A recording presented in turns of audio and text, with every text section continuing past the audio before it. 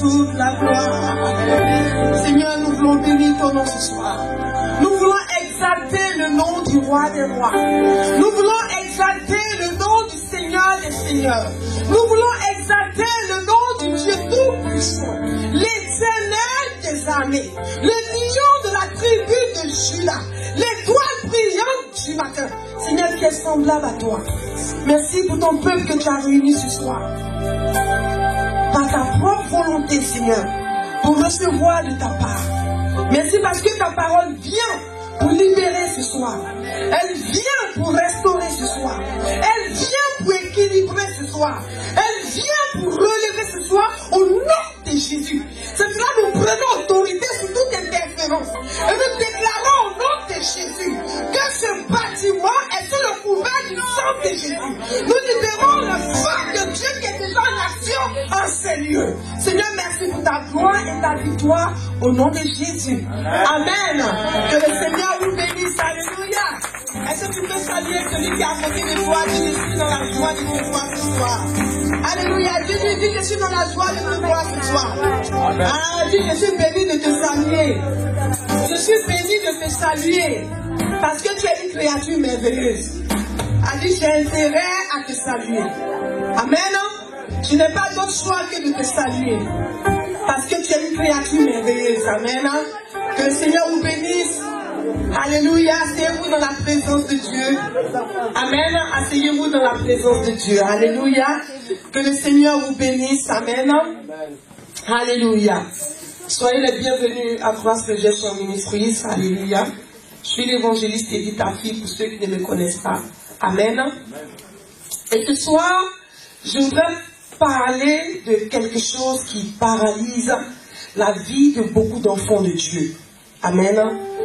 Et je pense qu'il est grand temps que le peuple de Dieu, les enfants de Dieu, les créatures de Dieu puissent s'en débarrasser. Alléluia. Parce que c'est un fléau qui détruit la destinée des gens. Amen. Et je pense que j'ai commencé cet enseignement le mardi dernier à la télé. Et le Seigneur me met à cœur de le faire ici à l'église. Amen. Pour aussi le faire profiter au peuple de Dieu, à toute personne qui n'a pas pu suivre. Et même toute personne qui a pu suivre, mais que ça puisse encore te fortifier à un autre niveau. Amen. Ce soir, je voudrais parler de l'amertume. Alléluia. Je voudrais parler de l'amertume, élément destructeur. Dis à quelqu'un, amertume, élément destructeur. Amertume, élément destructeur. Amen. L'amertume est un élément qui détruit la vie des enfants de Dieu. Tu peux même voir quelqu'un qui est oué, rempli de l'onction de Dieu, de la présence de Dieu. Amen. Mais qui finit par se laisser souiller par l'amertume. Parce que quand tu es rempli d'amertume, tous tes dons sont souillés. Même les prophéties que tu donnes sont souillées. Alléluia. L'amertume est un élément très dangereux. Mais très souvent, quand nous sommes atteints de l'amertume, on ne s'en rend pas compte. Amen. On ne s'en rend pas compte. Et souvent, ça passe inaperçu et ça devient une habitude en nous et on vit avec et on a l'impression de se trouver dans notre propre justice. Mais en fait, on est simplement inondé par le poison de l'amertume. Et ce soir, nous allons traiter cet élément parce que ta vie doit glorifier Dieu. Dis à quelqu'un, ma vie doit glorifier Dieu. Alléluia. Ma vie doit glorifier Dieu. Amen. Et vous savez, l'amertume n'atteint pas seulement les mauvaises personnes. Les personnes même que l'amertume atteint, ce sont les bonnes personnes.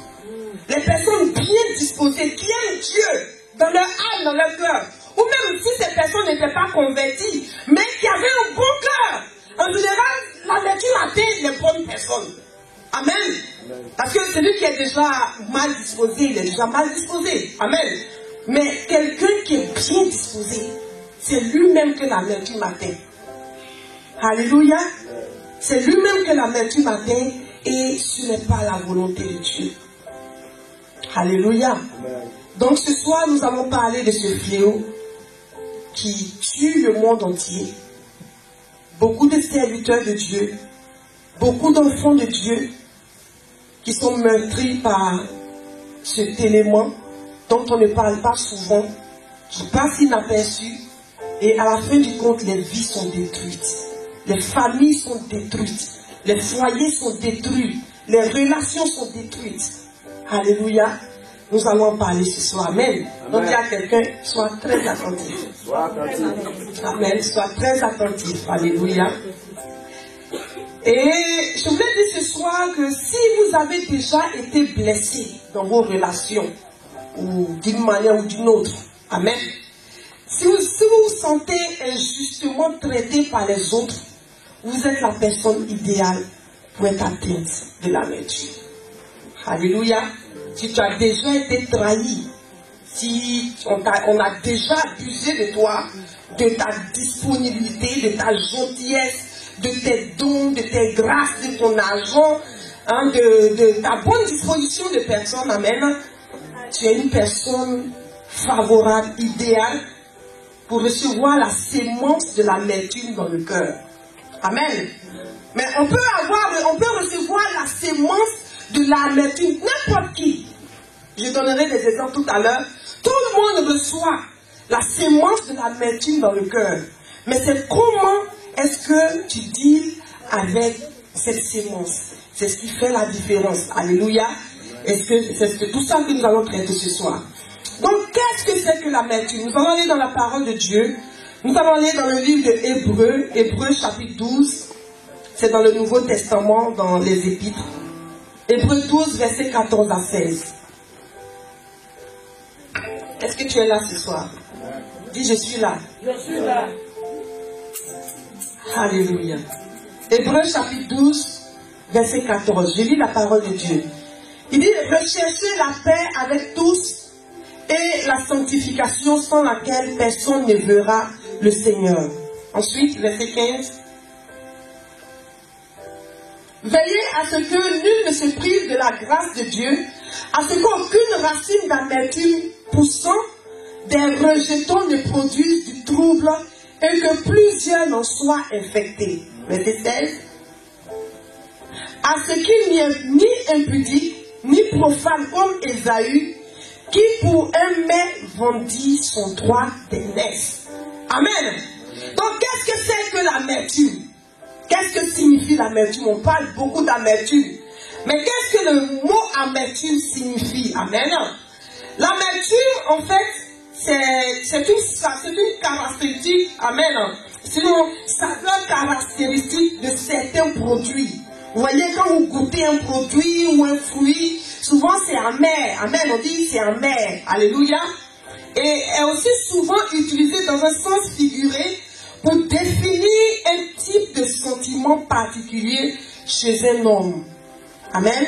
Et c'est ce dernier cas que nous allons traiter. Alléluia. Amen. Donc, qu'est-ce que la Bible nous dit au niveau de l'amertume? Comment est-ce que la Bible définit l'amertume? Alléluia. Selon la Bible, ce qu'on ressent, on voit ici, amen. L'amertume est un sentiment durable de tristesse, mêlé de rancœur, lié à une humiliation, une déception ou une injustice. C'est quelqu'un a compris ce soir? Amen. L'amertume, je reprends, est un sentiment durable de tristesse, mêlé de rancœur, lié à une humiliation, une déception ou une injustice. Alléluia. Alléluia. Thank you, Jesus. Merci pour ta grâce ce soir. Et je déclare au nom de Jésus que cette racine sera déracinée de ton âme. Parce que ta vie est trop précieuse aux yeux de Dieu. Alléluia. Donc la Bible aussi nous décrit ici l'amertume comme une racine. Amen. Et vous savez, la racine, on peut parfois la couper. Amen. Mais elle nous dit ici qu'il arrive que ces rejetons reviennent. Quand on coupe une racine, ces rejetons peuvent revenir, n'est-ce pas? Ça peut repousser. Alléluia. Et c'est comme ça que l'amertume est. Mais le problème avec ces rejetons est que quand ils grandissent, ils font des dégâts dans la vie des gens. C'est-à-dire quand on ne les coupe pas constamment, ça fait que ça grandit, ça produit des dégâts dans la vie. Si quelqu'un me suit ce soir. Amen. l'amertume travaille, ça commence de l'intérieur de toi. Amen. Ça détruit à partir de ton intérieur et ça te réjaillit sur ton physique. C'est un élément destructeur. Un élément très très destructeur. Alléluia. Et elle détruit aussi les relations avec les autres. Amen. Parce que c'est là ton amertume, l'amertume que tu ressens réjaillit sur les autres. Donc ça ne se limite pas qu'à toi seul. Ça se réjaillit sur ta famille, ton entourage, tes amis. Et au final, tu te retrouves seul, isolé dans ton endroit. Ce n'est pas la volonté de Dieu pour toi. Alléluia. Gloire à Jésus. Donc, de façon générale, l'amertume est le résultat d'un sentiment d'injustice subie. Parce qu'il y a quelque chose qui a dû te mettre dans cet état. Amen. C'est ceux qui subissent une forme d'injustice, en général, s'attendent à obtenir une réparation. Vous voyez? Et prennent des excuses pour ne pas pardonner. Pour dire non, normalement c'est à moi qu'on devait demander pardon. Normalement c'est à moi qu'on devait faire des réparations. Et cela crée de l'amertume dans ton âme. Alléluia. Et ça t'isole. Alléluia. Et si les excuses attendues de la part adverse ne peuvent pas être obtenues, alors il se peut s'ensuivre des sentiments de haine, de calomnie, d'animosité. Et en général, le but inavoué de ces sentiments sont la haine. Tu as la haine dans ton âme contre la personne, ou la société, ou la compagnie, ou la famille, ou même l'église. Alléluia. Ou même Dieu. Tu en veux à Dieu. Amen. Donc, quelles sont les causes de l'amertume? Il y a plusieurs causes. Il y a beaucoup de causes. Mais j'ai juste relevé quelques causes ici. Amen. Ça peut être les blessures du passé.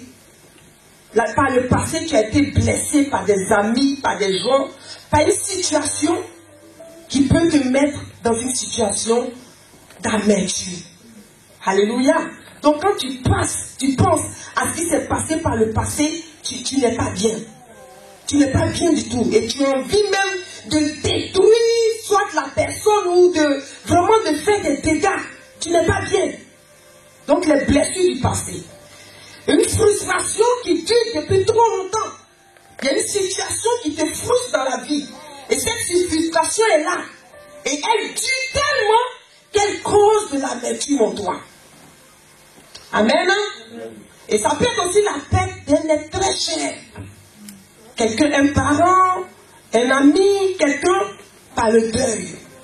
Quelqu'un de qui tu étais proche, par exemple, qui est décédé. Alléluia. Et cette perte peut causer de l'amertume dans ton cœur. Et tu peux en vouloir à Dieu. Pour dire, mais Dieu, comment tu as pu faire ça? Comment tu as pu m'enlever cette personne? Et cela peut causer de l'amertume vis-à-vis de Dieu. À l'égard de Dieu. Alléluia. Et ça peut être aussi le fait d'avoir été traité d'une manière difficile ou injuste par quelqu'un. Quelqu'un a été difficile avec vous, injuste avec vous, alors qu'il ne fallait pas. Cela peut causer de l'amertume dans votre cœur. Alléluia. Ça peut être un mariage qui n'a pas marché. Et ces personnes ont abusé de vous. Et vous êtes retrouvés dans une situation pas possible. Cela peut causer de l'amertume. Amen. Et aussi, l'une des causes de l'amertume aussi, c'est le fait de faire face à des circonstances de la vie qu'on ne peut pas changer. Il y a des circonstances dans la vie que tu vis, que tu ne peux pas changer. Et ces circonstances peuvent créer l'amertume dans ton cœur. Alléluia. C'est-à-dire que quand tu regardes ces situations, quand je prends la perte d'un parent, il ne va plus revenir. C'est fini, c'est jusqu'à ce que le Seigneur nous ramène à la personne. Ça peut causer de l'amertume dans ton âme. C'est une situation que tu ne peux pas changer. Parce que la personne est partie, elle ne va plus revenir. Amen. Ça peut être une opportunité de mariage que tu as perdu. L'autre personne s'est bien remariée, tout va bien. Et toi, tu es dans une situation terrible d'amertume. Parce que l'amertume fait que tu ne peux plus avancer. Alléluia. Ça peut être aussi des prières non exaucées. Des prières qui n'ont pas été exaucées. Donc tu regardes des personnes autour de toi sont bénies. Mais toi, ta situation ne change pas. Et tu te poses des questions, tu dis, mais Dieu, je ne comprends pas. Moi, je prie pour les gens, ils réussissent, ils avancent. Regarde mon voisin, ma voisine. Mais moi, la situation ne change pas. Qu'est-ce qui se passe? Et cela peut causer de l'amertume dans ton cœur. Est-ce qu'il y a quelqu'un avec moi ce soir? Dis évangéliste, on est ensemble. Amen. Et l'une des causes aussi de l'amertume, il y a les nombreux espoirs ou attentes déçus dans divers domaines de nos vies. Comme je l'ai dit tout à l'heure, le mariage, la trahison d'une meilleure amie, amen, qui t'a trahi. Et du coup, tu te retrouves dans une situation d'amertume. Et même chez les femmes, amen, même les hommes, alléluia. Ou même peut-être dans la jeunesse, tu as fait un avortement et tu sais qu'aujourd'hui tu ne peux plus faire d'enfant. C'est une situation qu'on ne peut pas changer. Alléluia. Et du coup, ça te met dans l'amertume. Quand tu penses à ça, tu dis, oui, Seigneur, c'est pas possible. Et tu es aigri contre la vie, contre toi-même et contre la nature. Alléluia. Et ça, ce sont des causes de l'amertume. Ça peut être aussi l'ingratitude des personnes qu'on a aidées. Il y a des personnes à qui tu as rendu service. Il y a des personnes même que tu as emmenées dans ton boulot qui ont prospéré plus que toi. Et qui ne sont même pas reconnaissants aujourd'hui. Quand ils te regardent, ils te pointent du doigt. Amen.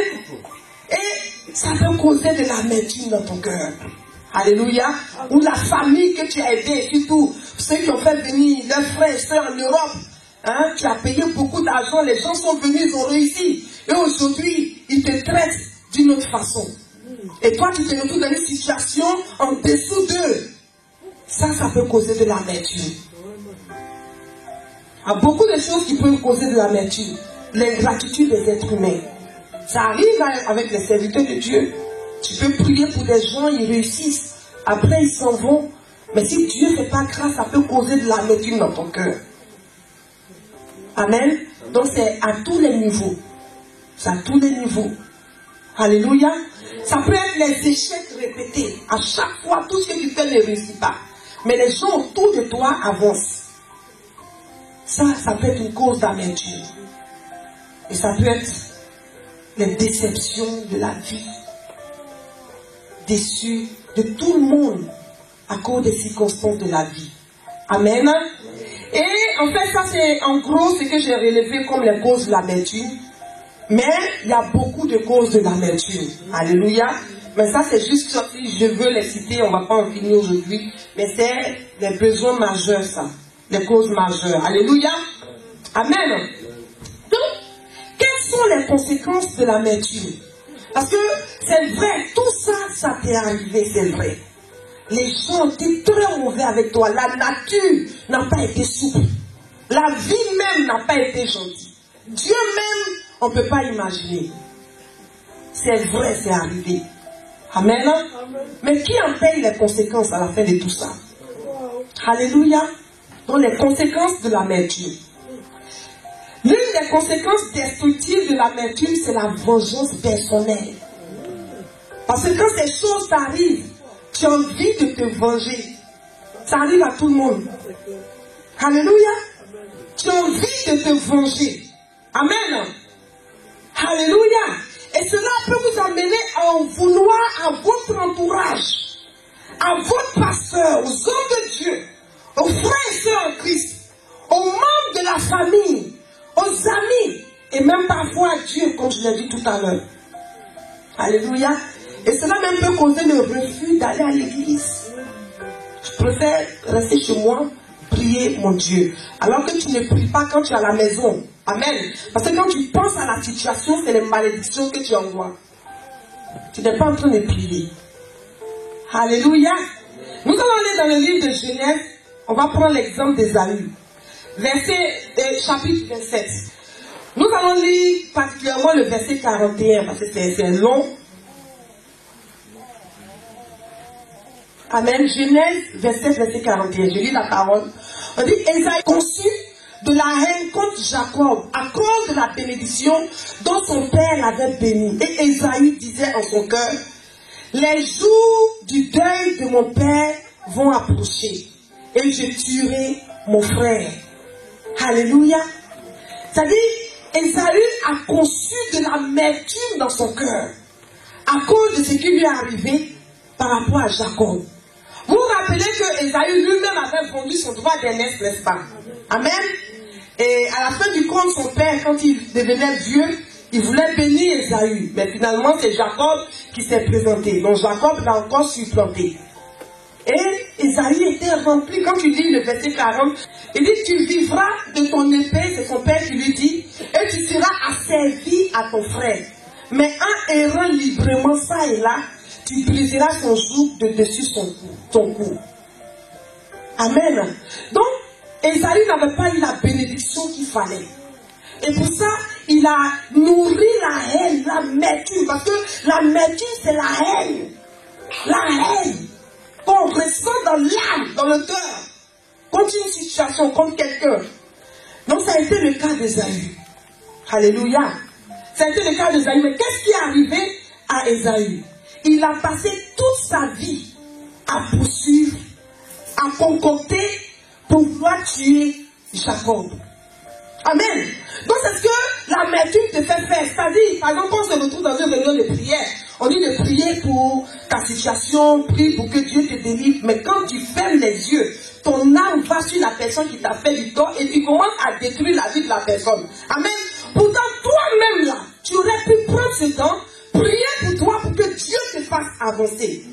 Est-ce que vous voyez ce que je vais dire ce soir? Amen. Donc en fait, l'amertume te fait perdre le fil même de ta destinée. Parce que si Esaü s'était concentré sur lui-même, c'est vrai, mon père n'a pas pu me bénir, c'est vrai. Mais j'ai été créé par Dieu. Donc Dieu est capable de me restaurer. Même si mon père ne m'a pas béni, je me concentre sur Dieu qui m'a envoyé sur la terre pour bénir ma destinée. Alléluia. Mais Esaü va se concentrer sur Jacob. Pour dire Jacob, je vais le tuer. Comment je fais? Il va faire des armées, prendre ses hommes, aller ici pendant combien d'années? Vous avez vu le temps que Jacob est allé chez son oncle Laban, le temps qu'il a passé là-bas, toutes ces années, Esaü est en train de concocter comment tuer Jacob. C'est juste ça qu'il était seulement. Pendant combien d'années? Plus de 14 ans. Et pourtant ces années, il aurait pu les utiliser pour sa propre destinée. Comment je vais faire pour avoir une femme, avoir des enfants, construire mes maisons, établir ma destinée, avancer? Je ne sais pas, vous voyez ce que je vais dire ce soir? Amen. Mais il s'est concentré sur Jacob parce que Jacob lui a fait mal. C'est vrai, le mal c'est légitime. On t'a fait du mal, c'est vrai. On t'a haï, c'est vrai. On t'a rejeté, c'est vrai. On a été déshonoré, je ne sais pas, injuste avec toi, c'est vrai. Mais ta destinée ne s'arrête pas là. Alléluia. C'est Dieu qui t'a créé. Cette femme t'a laissé tomber, c'est vrai. Mais ce n'est pas la dernière femme sur la terre. Cet homme, il t'a abandonné à les enfants, c'est vrai. Mais ce n'est pas le dernier homme sur la terre. Et puis même si c'était le dernier homme, est-ce que Dieu ne prend pas soin de ses enfants? Est-ce que ce n'est pas Dieu qui te garde? Ce n'est pas lui qui te donne le souffle pour que tu puisses avancer? Alors pourquoi t'as sur ces choses qui te créent des problèmes? Alléluia. C'est vrai, ce business n'a pas marché. On a abusé de moi. C'est vrai, mais ce n'est pas le dernier business sur la terre. Et ce n'est pas les derniers hommes d'affaires sur la terre. Est-ce que quelqu'un me suit ce soir? Esaü a passé toute sa vie à poursuivre Jacob. Alors que tout ce temps, il aurait pu l'utiliser pour lui-même. À la fin du compte, est-ce que Dieu n'a pas délivré Jacob? Il n'a rien pu faire à Jacob, donc il a perdu tout le temps pour rien. Donc tes ennemis, les gens qui t'ont fait du mal, si ils s'accrochent à Dieu, Dieu va accomplir leur destinée. Alléluia. Et maintenant qu'ils sont en train d'avancer, toi tu es rempli de haine. prospérer. Dieu les fait prospérer. Alléluia. Quelqu'un t'a fait du tort, tu dis que tu ne viens plus à l'église, c'est vrai. Mais la personne est en train de prospérer, Dieu, tu es à la maison et tu es rempli de la vertu. Ah, peuple de Dieu, ça ne doit pas être ton cas ce soir. Ça ne doit pas être ton cas ce soir. Ça ne doit pas être ton cas ce soir. Alléluia. Alléluia. Alléluia. Alléluia. Amen. Ne soyons pas comme Esaü. Passé toute sa vie à poursuivre Jacob. Mais Dieu faisait prospérer Jacob. Amen. Oh, c'est vrai, ça m'est arrivé. Il m'a trahi. Il m'a déshonoré, c'est vrai. Mais Dieu restaure ma destinée. Fais-moi avancer, Seigneur. Afin que mes ennemis voient que j'ai un Dieu qui est vivant. Seigneur, dresse devant de moi une table. Où est ma tête cuite, Seigneur? Et que ma coupe déborde. Alléluia. Et que mes ennemis voient que mon Dieu est le Dieu de justice. Parce que quand la gloire de Dieu sera vue sur ta vie, ça va s'imposer aux gens tout seuls. Alléluia. Parce que Dieu ne s'agit pas des autres. Il s'agit de toi. Il s'agit de toi. Il s'agit de toi. Il s'agit de toi. Il s'agit de toi. Il s'agit de toi. Alléluia. Alléluia. Alléluia. Alléluia. Il s'agit de toi. Le diable va détourner ton regard pour dire non, c'est l'autre. C'est peut-être quelqu'un, c'est pas l'autre, c'est moi-même. C'est moi-même. Parce que l'autre voulait m'attrister. L'autre voulait me mettre dans un corner. Mais la gloire de Dieu qui est sur moi me fait avancer. Et ça s'impose à l'autre tout seul. Alléluia. Gloire à Jésus. Nous avons le cas d'Absalom, le fils de David. On peut voir ça dans le livre de 2 Samuel, verset 13, verset 32, verset 23 à 32. Mais on va pas le lire. Amen. C'est un peu long. Alléluia. Je vais juste vous relater les faits.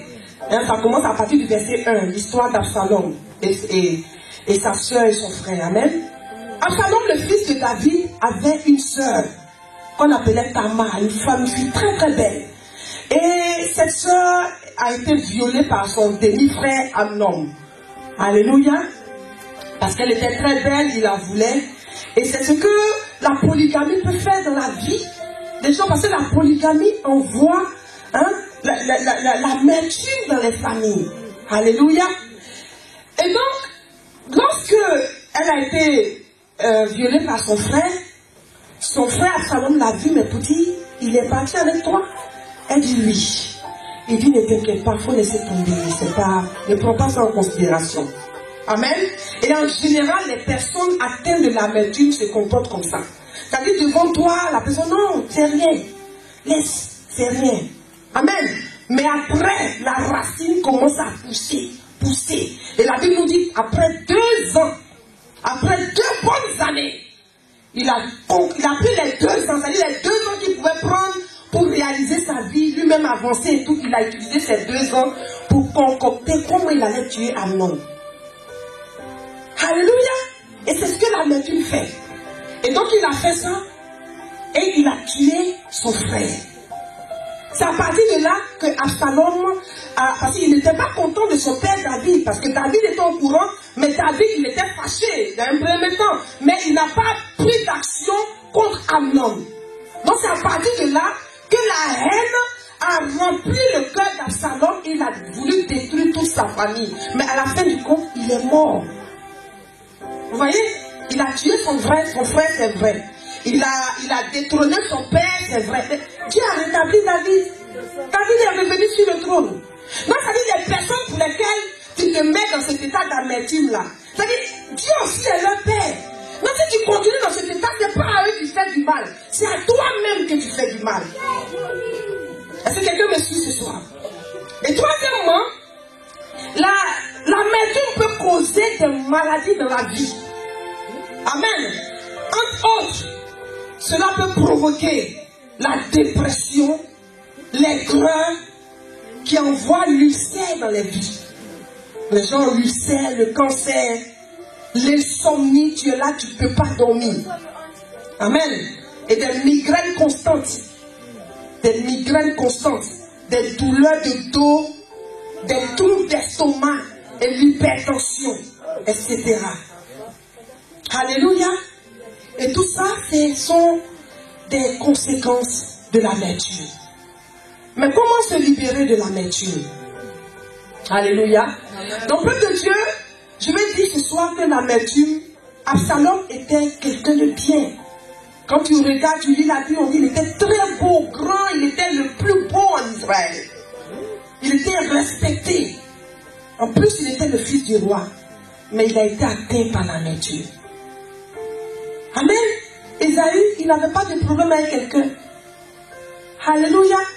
Il voulait manger, il a vendu son droit d'aînesse à Jacob, c'est vrai. Il voulait avancer dans sa vie. Mais il a été atteint par l'amertume. Donc l'amertume n'arrive pas qu'aux mauvaises personnes, comme je l'ai dit. C'est aux bonnes personnes que cela arrive. Absalom était quelqu'un de bien, mais sa vie a été détruite par l'amertume. Esaü, il était bien. C'est vrai, Dieu ne l'avait pas établi dans sa famille, tu vois. Il a préféré Jacob, mais ce n'était pas la fin du monde. Il pouvait avancer dans ça. Mais sa vie a été détruite par l'amertume. Et ce n'est pas la volonté de Dieu pour toi ce soir. Alléluia. Ce n'est pas la volonté de Dieu pour toi ce soir. Amen. Est-ce que quelqu'un peut dire Amen? Amen. Est-ce que tu peux dire Amen encore? Amen. Alléluia. Comment se libérer de l'amertume? Alléluia. Il faut totalement se soumettre à Dieu. Totalement, corps, âme, esprit. Tu sais pourquoi tu dois te soumettre à Dieu? Parce que c'est lui qui t'a créé. Et il t'a créé à son image. Tu n'es pas n'importe qui. Tu as été créé à l'image de Dieu. Et Dieu t'a envoyé sur la terre en mission. C'est vrai, au cours de la mission, il y a des choses qui peuvent arriver. Mais ça ne doit pas arrêter ta destinée. Ça ne doit pas t'empêcher d'avancer. Alléluia. Alléluia. Donc se livrer complètement à Dieu. Un recours et à la grâce de Dieu. Alléluia. Avoir recours à la grâce de Dieu. Amen. Et il faut confesser, comme la Bible dit dans 1 Jean 1, verset 7 à 9, confesser le péché de l'amertume. Parce que si tu confesses, c'est-à-dire si tu reconnais ces choses en toi, confesse-le devant Dieu. Tu le confesses devant Dieu. Lui, il est juste et bon de te battre. Dieu a vu ce qui t'est arrivé. Il a vu l'injustice. Il a vu toutes ces choses. Amen. Et ça peut aussi certainement être des choses qui ne sont même pas justifiées. Ça peut être des choses que tu as entendues, mais qui ne sont pas fondées. Mais tu t'es assis dessus et cela a causé de l'amertume dans ton cœur. Alléluia. Donc va devant Dieu et c'est lui qui va te restaurer. Amen. Et il faut pardonner aux gens qui t'ont fait du tort. Parce que la Bible dit, si nous ne pardonnons pas, notre Père Céleste ne va pas nous pardonner. Amen. Donc pardonnez à ces personnes, à ces gens, ou même à Dieu. Si tu crois que c'est Dieu qui l'a fait, Seigneur, je te pardonne. C'est toi qui m'as créé. Donc, je suis obligé de me soumettre à toi. Donc, restaure ma vie et fais-moi avancer. Alléluia. Parce que quand tu es rempli d'amertume, ça te retire la grâce de Dieu. Tu n'arrives plus à prier, tu n'arrives plus à jeûner, tu n'arrives plus à faire la volonté de Dieu, tu n'arrives plus à mettre en pratique les dons que Dieu a mis en toi. Parce que tout devient souillé en toi. Et ça met un voile en Dieu et toi. Amen. Donc en fait, l'amertume même ne te fait pas du bien. Alléluia. Tu peux te mettre dans ton endroit pour dire je suis dans ma propre justice, mais ça ne te fait pas du bien à toi-même. Parce que ça retire la grâce de Dieu sur ta vie. Alléluia. C'est quelqu'un là ce soir. Amen. Nous avons l'exemple de notre Seigneur Jésus. Jésus a été victime de l'amertume. Amen. On a vu Judas qui l'a trahi. Mais quand il allait dans le jardin de Gethsémane, il savait. Et c'était la cause de la trahison qui faisait que les gens allaient venir le prendre. Amen. Mais il s'est mis devant Dieu. Et au-delà de ça, il savait que c'était la volonté de Dieu. Mais il savait que sa restauration ne pouvait venir que de l'Éternel. Amen. Et vous voyez même notre Seigneur en allant sur la croix, le centenier et ses gars essayaient de le frapper et tout ça. Les gens se moquaient de lui et tout. Mais qu'est-ce qu'il a dit? Père, pardonne-leur. Quand ils ne savent pas ce qu'ils font. Donc il faut pardonner. Parce qu'il savait que s'il gardait la haine dans son cœur, il n'allait pas pouvoir accomplir le plan de Dieu pour sa vie. Alléluia. Parce que les personnes qui t'ont fait ça, ces personnes-là vivent. Elles sont à l'aise.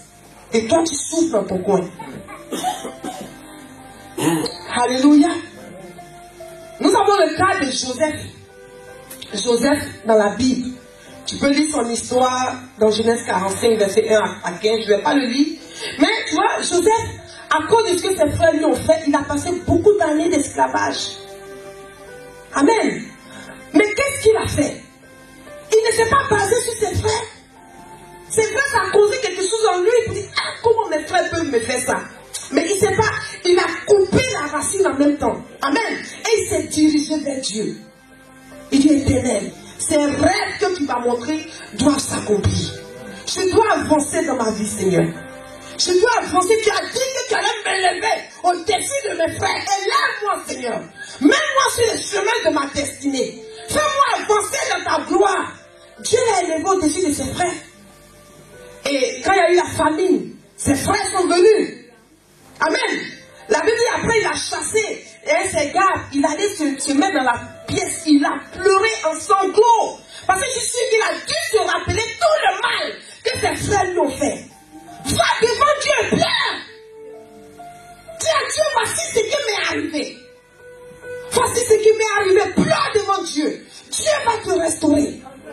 Et quand Dieu l'a restauré, il a dit aux gens de faire venir ses frères. Il dit, je vous pardonne, vous êtes mes frères. Il les a rétablis. Alléluia. Ça veut dire que l'amertume, la racine va toujours venir. Mais ne la laisse pas pousser dans ta vie. Jésus, c'est vrai, tu vas dire qu'il est fils de Dieu, il est Dieu. Et c'est pour ça qu'il s'est compris. Mais il était cher. Il était homme fait chair. Alléluia. On a vu le cas de Joseph. Quand Joseph, il y a beaucoup de passages dans la Bible. À la télé, je donnais l'exemple de Anne. Amen. Donc ce soir, peuple de Dieu, c'est vrai, tu as été victime de beaucoup de choses. Amen. Mais tu ne dois pas laisser ces choses détruire ta vie. Parce que l'amertume est un poison. C'est un poison qui détruit les vies. C'est comme par exemple les mamans, les femmes. L'homme t'a abandonné avec les enfants. L'amertume qui en toi va faire que à chaque fois que tu vois les enfants, tu vas dire du mal du père. Votre père, il est mauvais. Il est méchant. Il n'est pas reconnaissant. Vous voyez? Et ces choses causent aussi de l'amertume dans la vie de ces enfants-là. Et quand aussi ils vont grandir, ils vont aussi communiquer ça à leurs enfants. Et les enfants vont communiquer ainsi de suite. Et cela cause un dégât dans la famille. Et il y a beaucoup de familles qui sont détruites comme ça. Il y a des familles qui sont divisées. Mais non, on n'est pas même père, on est juste même père. Sa mère a fait ça à ma mère. Sa mère a fait ça. Donc, ainsi de suite. Si et là. Et du coup, les enfants ne se parlent plus. C'est-à-dire le frère, même père, de l'autre, les deux ne se parlent plus parce qu'ils n'ont pas la même mère. Les enfants vont naître. Ils savent qu'ils ont un oncle quelque part, mais ils ne peuvent pas parler à l'oncle. Et entre eux, les enfants de l'oncle, ils ne peuvent pas se parler. Leurs enfants et les enfants, ainsi de suite. Et dans le village, ça envoie la division partout. Voilà ce que l'amertume peut faire dans la vie. Ce n'est pas seulement dans ta propre vie, mais ça atteint ton entourage. On va se tenir debout ce soir. Ta vie est précieuse aux yeux de Dieu. Ta vie est précieuse aux yeux de Dieu. Et rien ne doit t'empêcher d'être ce que Dieu dit que tu es. Tu vas t'approcher de Dieu ce soir. Comme je l'ai dit, l'amertume n'arrive pas qu'aux mauvaises personnes, mais c'est aux gens de bien. C'est tellement tu as été bien. Tu as été bien disposé. Les circonstances de la vie ont abusé de toi. Les êtres humains ont abusé de toi. Alléluia. La vie n'a pas été bien avec toi. C'est vrai. Mais ce soir, tu vas te remettre devant ton Créateur. Et tu vas dire à Dieu de te restaurer. Tu vas dire à Dieu de guérir ton cœur. Tu vas dire à Dieu de guérir ton âme ce soir. De tout ce qui est amertume qui est dans ton âme. C'est vrai, c'est légitime, tu as raison. Mais ce n'est pas pour toi-même. Ça ne te fait pas du bien. Tu vas voir que depuis que tu es dans ces circonstances d'amertume, rien ne marche autour de toi. Ta vie est devenue bizarre. La sécheresse, tu n'arrives même plus à prier. Tu n'arrives même plus, toi qui aimais, peut-être tu aimais faire le commerce, tu aimais faire les business, tu avais beaucoup de projets, mais tu n'arrives plus à te concentrer sur tes projets à cause de l'amertume. Ce soir, l'Esprit de Dieu est là pour te restaurer. L'Esprit de Dieu est là ce soir pour guérir ton cœur. Tu vas dire à Dieu de restaurer ton cœur ce soir. Tu vas dire à Dieu de guérir ton cœur ce soir. Que tes vives eaux inondent mon âme. Vous connaissez? Alléluia. Tu vas dire au Seigneur que tes vives eaux. Père de Dieu, nous sommes le premier jour de mars. Alléluia. Nous sommes le premier jour de mars, le 3e mois de l'année 2015. Dieu a prévu de grandes choses dans cette année pour toi. Dieu a prévu de grandes choses dans cette année pour toi. Certainement, tu as été victime de l'amertume de ta mère par rapport à la situation qu'elle a eue avec ton père. Et ça t'a mis dans cet état aujourd'hui. Alléluia. Ça peut être un homme qui t'a abandonné, ou une femme qui t'a abandonné, ou un père qui a abusé de toi, une mère qui a abusé de toi, une relation qui n'a pas marché. Alléluia. Un être que tu as perdu dans la vie. Mais la grâce de Dieu est là ce soir pour te restaurer. Mets ton cœur devant Dieu. Dis à Dieu de te restaurer ce soir. Alléluia. Père de Dieu, tous les yeux fermés. Par à Dieu, l'Esprit de Dieu est là ce soir. Son Esprit est là ce soir. Laisse-toi imprégner par l'Esprit de Dieu. C'est vrai, c'était légitime. Mais ça ne te fait pas du bien. Le plus important, c'est le plan de Dieu pour ta vie. Demande-lui de te restaurer ce soir. Chaque situation qui t'a atteint, chaque situation qui a eu accès à ton âme, ce soir que le Seigneur te restaure. Seigneur, restaure mes soucis, mes fardeaux. Je mets tout à tes pieds ce soir. Restaure-moi, Seigneur, la tristesse, l'angoisse que cela a causé dans mon âme. Restaure-moi ce soir. Restaure-moi ce soir, Seigneur, le rejet que cela a causé dans ma vie. Restaure-moi ce soir les dégâts financiers, tout ce que ça a pu causer, tous ces abus. Restaure-moi ce soir. Oh, prie à Jésus ce soir. Il est là, le Fils de Dieu. Il est là, il a la solution. Il a la solution à ta restauration. Il a la solution à ta restauration. Dis-lui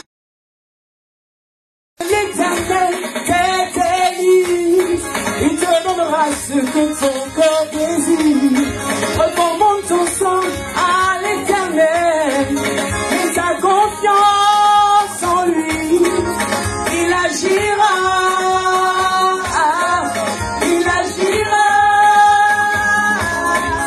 il agira, il agira.